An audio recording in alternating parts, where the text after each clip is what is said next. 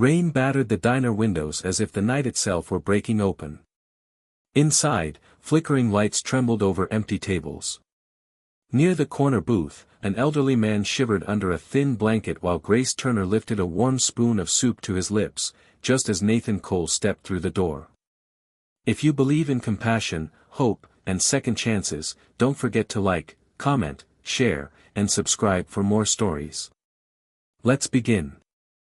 The storm had swallowed the highway diner in darkness, the windows shaking with every gust of wind. Grace Turner wiped the counter for the 100th time, her body aching from the double shift, her heart even more tired than her feet. She was moments from closing when something outside caught her eye, a figure slumped beside the entrance, drenched and trembling. Grace rushed out into the rain, finding an elderly man, his clothes soaked through, his hands shaking violently. He tried to speak, but the words tangled in confusion. Without a second thought, she wheeled him inside, wrapped him in the spare blanket she kept for emergencies, and warmed a bowl of soup even though the kitchen had officially closed an hour earlier. She didn't know who he was. She didn't care. He needed warmth, and she had enough compassion left to give. Just as she lifted the spoon to his lips, the bell over the door chimed. A tall man stepped inside, rain dripping from his coat. His eyes widened in shock, then pain. "Dad?" Grace froze. The trembling stranger she had rescued belonged to him. The man introduced himself softly, Nathan Cole. His voice carried exhaustion, fear, and something heavier, guilt that pressed into his posture.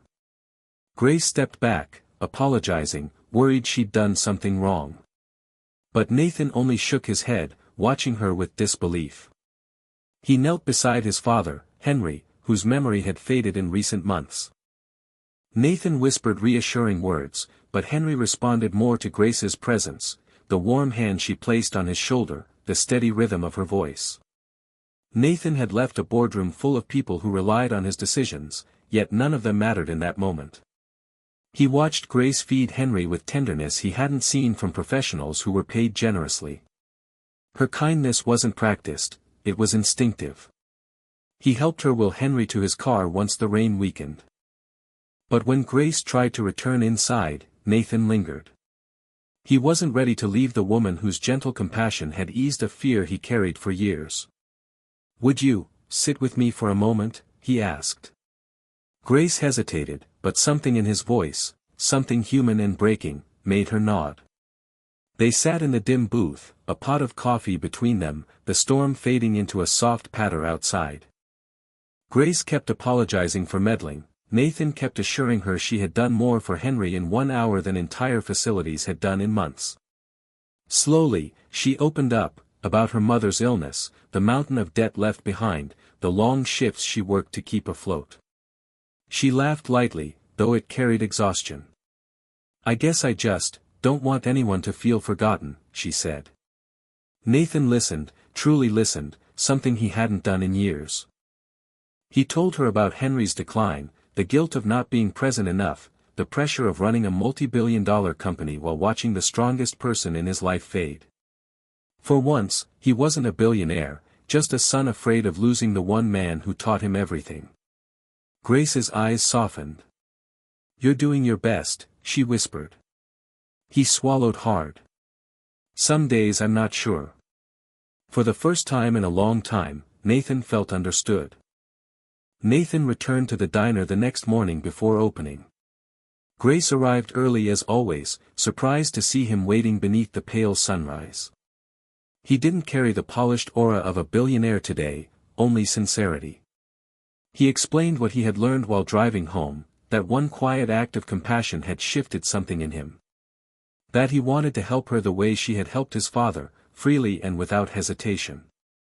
Grace tried to refuse as he listed everything he had arranged, her debts cleared, her late mother's home restored, a full nursing scholarship waiting for her, and flexible part-time work at a nearby medical facility so she could study. Tears welled in her eyes. "Nathan. I can't accept all this." "You can," he said gently. "Because this isn't charity. It's gratitude. You cared for my father when I wasn't there. You reminded me what kindness looks like. And then, with quiet emphasis, he added. I believe the world needs more people like you. Let me help you become the nurse you were meant to be. Weeks passed, and Grace's life transformed in ways she never dared to imagine. She began her nursing program with renewed hope.